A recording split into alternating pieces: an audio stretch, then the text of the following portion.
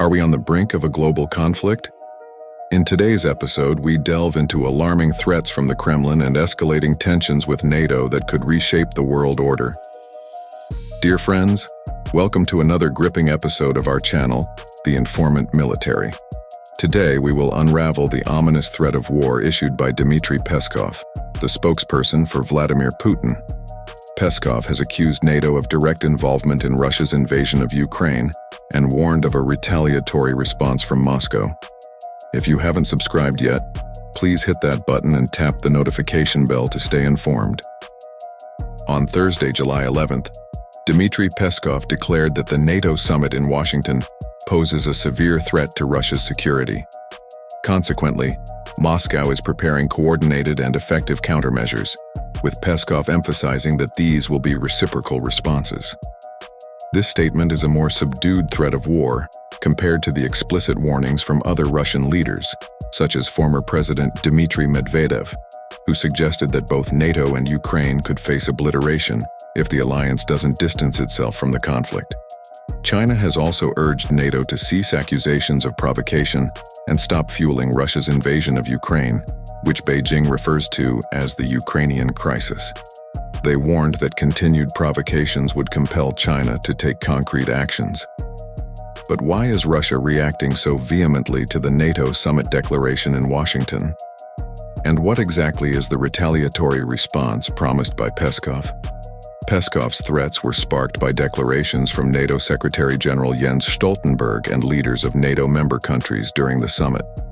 They pledged unwavering support for Ukraine's defense, asserting that NATO's assistance will only increase until the Russian invasion ends. Stoltenberg went further, stating that Ukraine's integration into NATO is inevitable, emphasizing that it's a matter of when, not if. Medvedev's threats to end both Ukraine and NATO, potentially through nuclear means, were triggered by this part of the declaration. Additionally, NATO announced several agreements with Ukraine to accelerate military training and arms supplies, which led Russia to accuse NATO of direct involvement in the war. Russia was genuinely taken aback by NATO's robust support for Ukraine. The Kremlin had anticipated a swift victory over Ukraine with minimal European and NATO intervention, similar to the West's limited response to the 2008 invasion of Georgia and the 2014 annexation of Crimea. However, the strong reaction from the European Union and NATO in 2022 was unexpected, resulting in weekly nuclear threats from Medvedev and an intensified Russian propaganda campaign in the West. This unforeseen Western reaction forced Putin to shift his strategy from a swift conquest to a prolonged war of attrition against Ukrainian forces, bolstered by NATO support. Now, with NATO signaling its intent to integrate Ukraine as a full member in the long term, frustration within the Kremlin has reached new heights. China has profited significantly from the Russian invasion of Ukraine, purchasing Russian gas at a steep discount and indirectly financing the invasion. However, they understand that this situation is only beneficial as long as the war continues.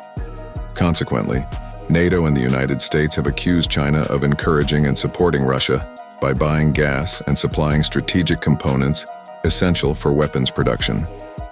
This geopolitical tug-of-war, with the European Union and NATO on one side and Russia, China, Iran, and North Korea on the other, has resulted in a costly and dangerous stalemate in Ukraine.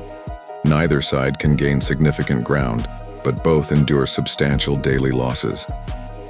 This deadlock fuels frustration in the Kremlin and leads to the frequent threats we hear today. Can Russia take direct action against NATO? Technically, yes, but it is unlikely that Putin would authorize such actions, knowing it would provoke NATO's direct involvement.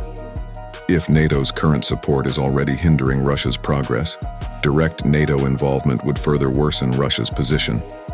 Therefore, while Putin may continue to issue threats, a direct attack on NATO remains improbable. Stay tuned for more updates on this developing situation, and remember to subscribe to our channel for the latest insights and analyses on global military affairs.